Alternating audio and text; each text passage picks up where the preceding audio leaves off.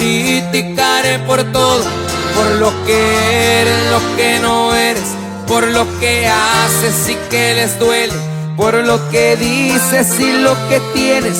No es que lo quieran, es que no quieren que tú lo tengas. Así es la envidia y entre la gente siempre gobierna. Pocos apucharon esta carretita, son los que ahorita no necesitan pedirme un paro, y los que faltaron no me llegan y estiran la